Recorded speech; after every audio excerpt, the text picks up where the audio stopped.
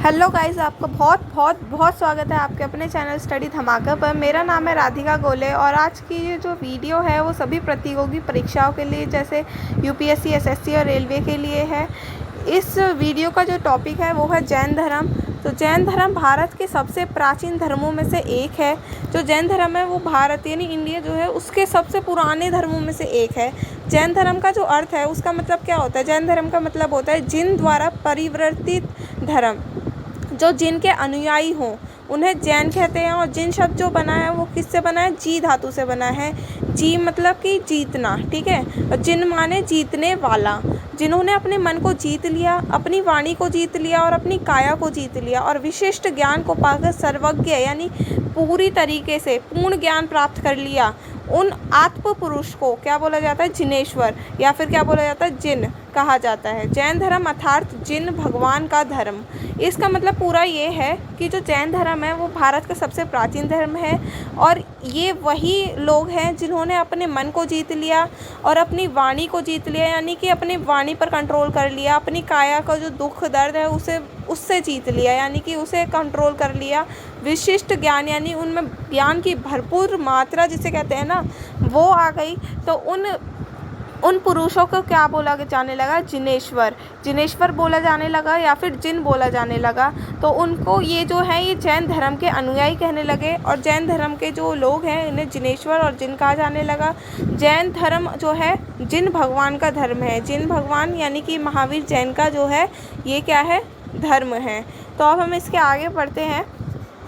जैन ग्रंथों के अनुसार क्या बोला गया है? इस काल के प्रथम तीर्थंकर कौन थे? ऋषभदेव, यानी कि फर्स्ट जो तीर्थंकर थे वो थे ऋषभदेव। आदिनाथ द्वारा जैन धर्म का प्रादुर्भाव हुआ था।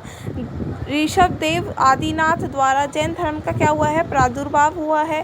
जैन धर्म की जो अत्यंत प्राचीनतम करने वाला अनेक उल्लेख और जैन साहित्य और विशेषकर वैदिक साहित्य में प्रचुर मात्रा में है। जैन क्या है? ईश्वर को मानते हैं जो सर्वशक्तिशाली त्रिलोक का ज्ञाता दृष्टा है पर त्रिलोक का कर्ता नहीं। वो क्या मानते हैं? वो ईश्वर को तो मानते हैं लेकिन सर्वशक्तिशाली यानी सबसे ज़्यादा शक्तिशाली त्रिलोक का ज्ञाता होना चाहिए वो ईश्वर, लेकिन त्रिलोक का कर्ता नहीं होना चाहिए। क्या होना चाहिए? त्रिलोक का ज्ञाता होना चाहिए, दृष्टा है, लेकिन त्रिलोक का कर्ता नहीं होना चाहिए। अब हम आगे बढ़ते हैं। अब तीर्थंकर के नाम हैं और उनके चिन्ह हैं, जन्म स्थान है, ठीक है। तो सबसे पहले जो है वो है श्री ऋषभनाथ जी, जिनका जो चिन्ह है वो है बैल और उनका जन्म स्थान है अयोध्या।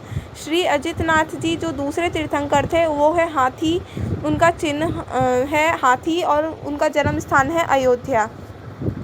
तीसरे जो तीर्थंकर थे वो श्री संभवनाथ जी थे और उनका चिन्ह था घोड़ा और उनका जो जन्म स्थान है वो था सावथी।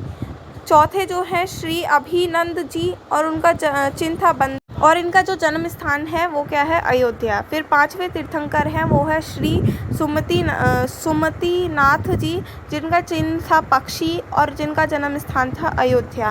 फिर आते हैं छठे तीर्थंकर जिनका नाम है श्री पद्म प्रभु जी और जिनका जो चिन्ह है वो है कमल और उनका जो जन्म स्थान है वो है कौशाम्बी। फिर सातवें आते हैं श्री सुपार्श्वनाथ जी और उनका जो चिन्ह है वो है स्वस्तिक और जन्म स्थान है वाराणसी। फिर आठवें हैं श्री चंद्र प्रभु जी और जिनका चिन्ह है चंद्रमा और उनके जन्म स्थान है चंद्रपुरी। फिर उसके बाद आते हैं श्री सुविधिनाथ जी, जिनका जो चिन्ह है वो है मगरमच्छ और उनका जो जन्म स्थान है वो है काकंदीपुर। फिर उसके बाद आते हैं 10वें हमारे तीर्थंकर श्री शीतलनाथ जी, जो है कल्पवृक्ष इनका चिन्ह है और जन्म स्थान इनका भद्रलपुर है। फिर आते हैं 11वें श्री श्रेयांसनाथ जी, जिनका जो चिन्ह है वो है गैंडा और उनका जो जन्म स्थान है वो है सिंहपुर।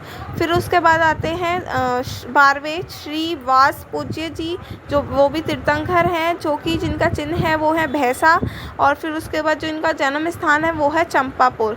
ये याद रखिए कि जो ये तीर्थंकर हैं वो पूरे 24 हुए हैं, जिनमें से अभी हमने 12 किए हैं और अब हम 12 और करते हैं। फिर आते हैं 13वें तीर्थंकर जिनका नाम है श्री विमलनाथ जी, जिनका चिन्ह है शुकर और जन्म स्थान है कंपीला। फिर 14वें है श्री अनंतनाथ जी, चिन्ह है सेही, जन्म स्थान है अयोध्या। 15वें है श्री धर्मनाथ जी, जिनका जो चिन्ह है वो है वज्र और उनका जन्म स्थान है रत्नपुर। फिर 16वें हैं श्री शांतिनाथ जी, जिनका जो चिन्ह है वो है हिरण और उनका जो जन्म स्थान है वो है हस्तिनापुर। फिर 17वें हैं श्री कुथुनाथ जी, जिनका चिन्ह है बकरा और जन्म स्थान है हस्तिनापुर। फिर श्री अरनाथ जी आते हैं, जिनका चिन्ह है मछली और जन्म स्थान भी हस्तिनापुर है। फिर उसके बाद आते हैं श्री मल्लीनाथ जी, जो कि 19वें हैं और उनका जो चिन्ह है वो है कलश और जन्म स्थान है मिथिलापुरी। फिर आते हैं 20वें तीर्थंकर श्री मुनि सरस्वत जी, जिनका जो चिन्ह है वो है कछुआ और जन्म स्थान है राजगृही। फिर आते हैं 21वें तीर्थंकर, जिनका नाम है श्री रमीनाथ जी, जिनका जो चिन्ह है वो है नीलकमल और जन्म स्थान है मिथिलापुरी। फिर आते हैं 22वें तीर्थंकर, जिनका नाम है श्री नेमिनाथ जी, जिनका जो चिन्ह है वो है शंख और जन्म स्थान है सौरीपुर। फिर आते हैं 23वें तीर्थंकर, जिनका नाम है श्री पार्श्वनाथ जी। ये पहली बात ध्यान रखना, जो पहले तीर्थंकर है ऋषभदेव, 23वें तीर्थंकर कौन है श्री पार्श्वनाथ और जो लास्ट के जो तीर्थंकर रहे हैं 24वें श्री महावीर स्वामी। ये जो 3 तीर्थंकर है वो बहुत ज़्यादा मेन है, इन पर अच्छे से आप स्टडी करेंगे, ठीक है। तो 23वें तीर्थंकर है श्री पार्श्वनाथ जी, जिनका जो चिन्ह है वो है क्या है सर्प यानी सांप और इनका जो जन्म स्थान है वो है वाराणसी। और जो श्री महावीर स्वामी जी है वो लास्ट तीर्थंकर रहे हैं, 24वें तीर्थंकर रहे हैं जैन धर्म के और जिन्हों का जो वो रहा है चिन्ह रहा है वो रहा है सिंह यानी शेर और उनका जो जन्म स्थान वो था वो क्षत्रिय कुंड था। क्या था? क्षत्रिय कुंड। अब हम बात करते हैं जैन धर्म के सिद्धांत के बारे में। जो जैन धर्म के 5 मूलभूत सिद्धांत हैं, जैसे पहला है अहिंसा, ठीक है। तो अहिंसा जो है वो है जीवन का पहला मूलभूत सिद्धांत देते हुए भगवान महावीर ने कहा है। महावीर कौन है? 24वें तीर्थंकर, ठीक है। महावीर जैन 24वें तीर्थंकर है। उन्होंने बोला है जीवन का पहला मूलभूत सिद्धांत देते हुए भगवान महावीर ने कहा है कि जो अहिंसा है वो क्या है? पहला धर्म है। परमो धर्म यानी पहला धर्म है। अहिंसा परमो धर्म, ऐसा बोला है किसने? महावीर जी ने, ठीक है। इस अहिंसा में समस्त जीवन का सार समाया है। अहिंसा क्या है? पूरे जीवन का जो समस्त जीवन का क्या है? सार समाया है किसमें? अहिंसा में। इसे हम अपनी सामान्य दिनचर्या में 3 आवश्यक नीतियों, हम अपने पूरे जो दिन की जो चर्या चलती है उसमें 3 आवश्यक नीतियाँ, जैसे कि कायिक अहिंसा यानी कष्ट ना देना, मानसिक अहिंसा यानी अनिष्टि नहीं सोचना यानी बेकार की बातें नहीं सोचना, बौद्धिक अहिंसा यानी घृणा ना करना का पालन समन्वित कर सकते हैं। तो ये जो महावीर जैन है उन्होंने ये 3 आवश्यक नीतियाँ बोली है हमारी दिनचर्या में अपनाने को। अब आता है सत्य, ये दूसरा है जो सत्य है। अहिंसा हो गया, अब सत्य है। उचित व अनुचित में से उचित का चुनाव करना क्या है? शाश्वत व षडभंगुर में से शाश्वत का चुनाव करना, यानी उचित और अनुचित में, यानी कि शाश्वत और षडभंगुर में क्या किसका चुनाव करना? शाश्वत का चुनाव करना है सत्य, ठीक है। अचौर्य तीसरा है, अहिंसा हो गया, फिर सत्य है, फिर तीसरा है अचौर्य। अचौर्य यानी कि चेतना के उन्नत शिखर से दिए गए भगवान महावीर के अचौर्य महाव्रत को हम संसारी जीवन अपनी सामान्य बुद्धि द्वारा पूर्णतः समझ नहीं पाते। दूसरों की वस्तुएं ना चुराना ही इसका अभिप्राय मानते रहे हैं। हम क्या मान रहे हैं? अचौर्य को क्या बोलते आ रहे हैं कि दूसरे की वस्तु ना चुराना, ये हम बोल रहे हैं। अचौर्य का मतलब चोरी ना करना, और हम लोग क्या सोचते हैं कि दूसरे की जो वस्तु है उसे चोरी ना करना। लेकिन भगवान ने क्या बोला है? भगवान अपनी पूर्ण जागृत केवल ज्ञानमय अवस्था से इतना उज्ज्वल संदेश नहीं दे सकते। इस महाव्रत का एक ही दूसरा गहरा प्रभावशाली आयाम है। क्या बोला है कि जो भगवान है वो पूर्ण जागृत केवल ज्ञानमय नहीं अवस्था में नहीं सोच सकते, इसलिए उन्होंने क्या बोला है कि इसे अलग रूप में दे सकते हैं हम इसे। अब ब्रह्मचर्य क्या है? ब्रह्मचर्य जब मनुष्य उचित और अनुचित में से उचित का चुनाव करता है एवं मतलब कि अनित्य शरीर मन बुद्धि से ऊपर उठकर शाश्वत स्वरूप में स्थित होता है, तो परिणामतः वह अपनी आनंद रूपी स्वसत्ता के केंद्र बिंदु पर लौटता है, जिसे क्या बोलते हैं? ब्रह्मचर्य कहते हैं। क्या बोलते हैं? ब्रह्मचर्य कहते हैं। अब आता है अपरिग्रह। अपरिग्रह क्या है? जो स्वस्वरूप के प्रति जागृत हो जाता है, यानी अपने स्वरूप के लिए जागृत हो जाता है और शरीर मन बुद्धि को अपना न मानते हुए जीवन व्यतीत करता है। इसकी बाह्य दिनचर्या संयमित दिखती है। जीवन की हर अवस्था में अपरिग्रह का भाव दृष्टिगोचर होता है तथा भगवान महावीर के पथ पर उस भावात्मा का अनुगमन होता है। क्या है कि जो स्वस्वरूप है उसके प्रति हमें जागृत होना, शरीर मन बुद्धि जो है ना मानते हुए क्या करना है? जीवन व्यतीत करना है और जो दिनचर्या है उसको सही तरीके से रखना है। उसमें किसी भी तरीके का जो भाव है वो हमारे अंदर का गंदी जो भाव होते हैं वो नहीं लाना है। जीवन के हर अवस्था में हमें अपरिग्रह का भाव हमेशा रखना है। किसका? अपरिग्रह का भाव हमेशा रखना है और भगवान महावीर के पथ पर, यानी जहाँ भगवान महावीर है बोल रहे हैं उस पथ पर चलना है और उसी जो पथ का है उसका हमें क्या करना है? अनुसरण करना है और भगवान महावीर पर क्या लगाना है? ध्यान लगाना है। ठीक है। फिर आते हैं 7 तत्व। 7 तत्व क्या है? जीव। जीव यानी जैन दर्शन में आत्मा के लिए जीव शब्द का प्रयोग किया गया है। आत्मा द्रव्य जो चैतन्य स्वरूप है। जीव किसको लिए बोला है? आत्मा के लिए बोला है। ठीक है। 7 तत्वों में पहला है जीव, दूसरा है अजीव। अजीव यानी जड़ या की चेतना की अचेतन द्रव्य को अजीव यानी पुद्गल कहा जाता है। फिर आते हैं आश्रस्व, पुद्गल कर्मों का आश्रव करना। ठीक है। फिर आते हैं बंध, आत्मा से कर्म बंधना। संवर आता है फिर कर्म बंध को रोकना। फिर आता है निर्जरा, कर्मों को क्षय करना, कर्मों को क्या करना? क्षय करना। फिर आता है मोक्ष, जीवन व मरण के चक्र से मुक्ति को क्या कहते हैं? मोक्ष यानी कि ना जीना ना मरना, मतलब कि जो मोह विलाप की जो ज़िंदगी है उससे छुटकारा पाना, ना ये देखना कि हमारा जो इसी में ही फ़ायदा है, ना ये देखना कि हम इसी से ही मरेंगे। इस तरह की जो ज़िंदगी है वो जीना, उस जीवन के चक्र को माना, वो क्या है? मोक्ष। क्या होता है? मोक्ष कहलाता है। हम बात करते हैं 9 पदार्थ की। जैन ग्रंथों के अनुसार जीव और अजीव यह 2 मुख्य पदार्थ हैं। फिर आश्रव, बंध, संवर, निर्जरा, मोक्ष, पुण्य, पाप, अजीव, द्रव्य के भेद हैं। ठीक है। फिर आते हैं रत्नत्रय। रत्नत्रय यानी कि 3 रत्न की बात करी है। किसने करी है? महावीर जैन ने करी है 3 रत्न की बात। पहला है सम्यक दर्शन, यानी सम्यक यानी सही, दर्शन यानी कि देखना, हमें सही देखना चाहिए। सम्यक ज्ञान यानी कि सही ज्ञान लेना चाहिए। सम्यक चरित्र यानी कि हमें सही चरित्र रखना चाहिए, यानी कि बुरा जो चरित्र होता है उसे त्याग कर अपना जो चरित्र है वो कैसा रखना चाहिए? सही चरित्र रखना चाहिए। तो ये जो महावीर के 3 रत्न हो गए, पहला सम्यक दर्शन, दूसरा सम्यक ज्ञान, तीसरा है सम्यक चरित्र। फिर आते हैं 4 कषाय। 4 कषाय बोले हैं क्रोध, मान, माया, लोभ। 4 कषाय हैं जिनके कारण कर्मों का आश्रव होता है। ये 4 कषाय क्या है? जो ये 4 कषाय हैं उन्हीं की वजह से जो लोग हैं वो क्या है? अपने कर्मों से क्या हो जाते हैं? मतलब कर्मों को नहीं करते हैं और अपने कर्मों की जगह जो कर्म है उनको सही करने की जगह गलत करते हैं। किन किन कषायों के चक्कर में? क्रोध, गुस्सा आता है तो अपना जो कर्म है वो भूल कर है ना गलत कर्म करने लगते हैं। मान, अपने सम्मान को बढ़ाने के लिए कभी कभार गलत कर्म करते हैं। माया यानी कि पैसा पाने के लिए गलत रास्ता अपनाते हैं। लोभ यानी लालच, लालच के चक्कर में भी गलत काम करने लगते हैं। तो ये जो है 4 कषाय हैं।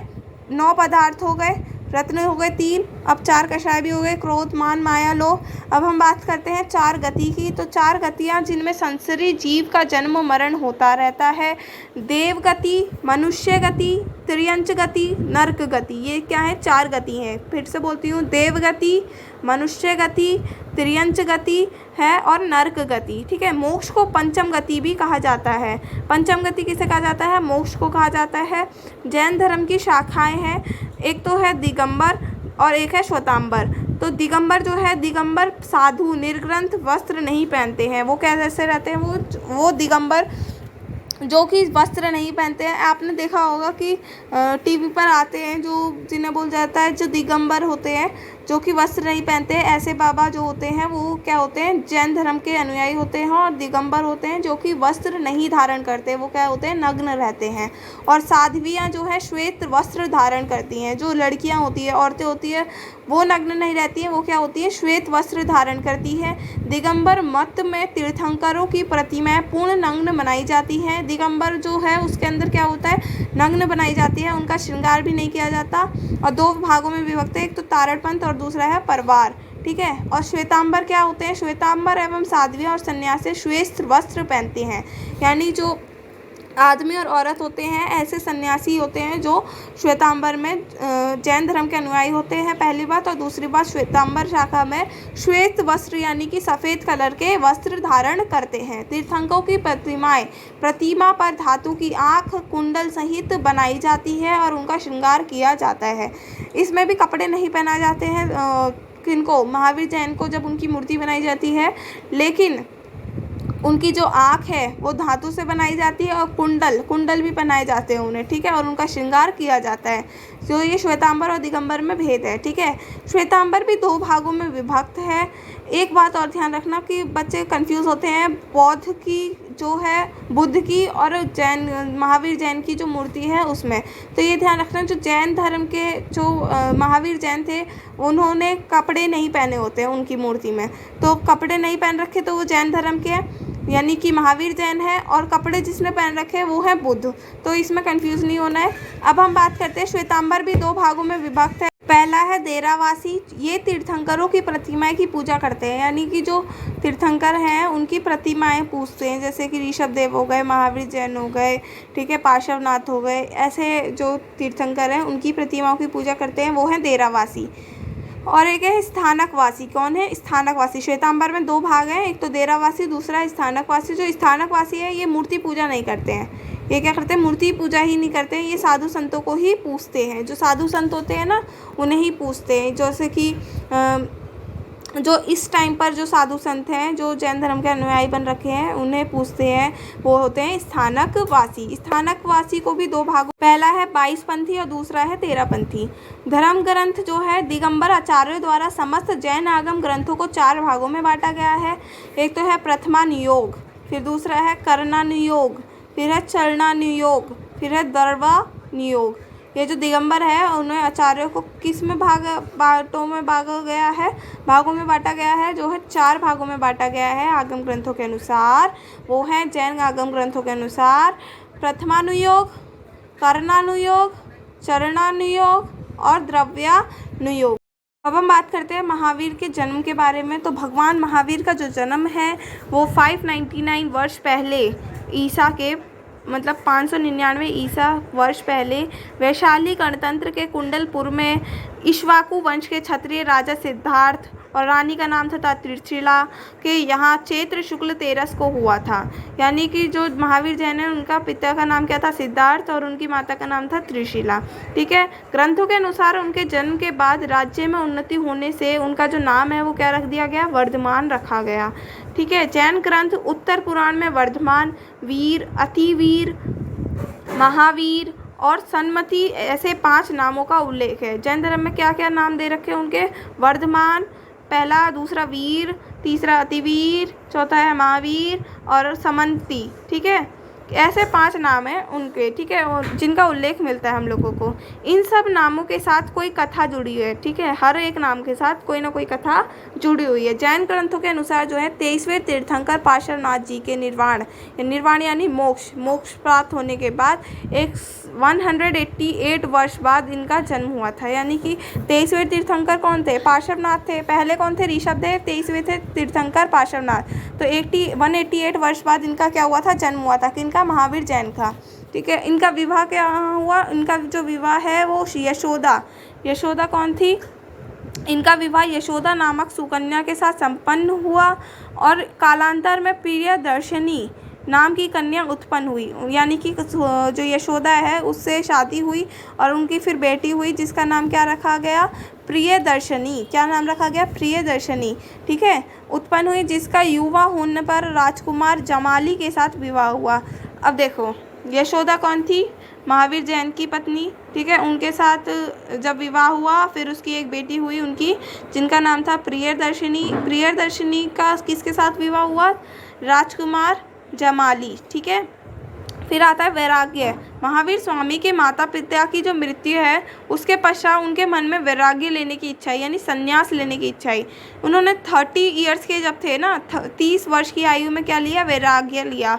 इतनी कम आयु में घर का त्याग कर केशलोच में के साथ जंगल में रहने लगे। कहाँ रहने लगे? जंगल में रहने लगे। वहाँ उन्हें 12 वर्ष के कठोर, यानी कि 42 वर्ष के हो गए होंगे जब 30 वर्ष की आयु में उन्होंने संन्यास लिया। 12 वर्ष के कठोर तप करा उन्होंने। फिर जंबक में ऋजुपालिका नदी के तट पर एक साल वृक्ष के नीचे सच्चा ज्ञान प्राप्त हुआ। यानी जब वो 42 ईयर्स के थे जब उन्हें क्या हुआ? सच्चे ज्ञान की प्राप्ति हुई। कहाँ पर? साल्व वृक्ष के नीचे। अब हम बात करते हैं ज्ञान और उपदेश। जैन ग्रंथों के अनुसार केवल ज्ञान प्राप्ति के बाद भगवान महावीर ने उपदेश दिया, ठीक है। ऐसा माना जाता है कि ज्ञान प्राप्ति के बाद सिर्फ भगवान महावीर ही थे जिन्होंने उपदेश दिया है। उनके 11 गणधर यानी मुख्य शिष्य थे, जिनमें प्रथम थे इंद्रभूति, ठीक है। जैन ग्रंथ उत्तर पुराण के अनुसार महावीर स्वामी ने समवसरण में जीव आदि 7 तत्व, 6 द्रव्य, संसार और मोक्ष के कारण तथा उनके फल का न्याय आदि उपायों से वर्णन किया था। जो महावीर जैन थे उन्होंने क्या किया है? उनके पहली बात कि उन्हें ऐसे पहले थे जिन्होंने ज्ञान की प्राप्ति के बाद उपदेश दिया, और उनके कितने शिष्य थे? 11 थे, ठीक है। और पहले शिष्य जो थे वो थे इंद्रभूति। और जैन ग्रंथ जो है उत्तर पुराण के अनुसार बोला गया है जो महावीर स्वामी ने समवसरण में जीव आदि 7 तत्व हैं, जो 6 द्रव्य हैं, संसार और मोक्ष के कारण और उनके फल का क्या दिया है? नए आदि उपायों से वर्णन किया था, ठीक है।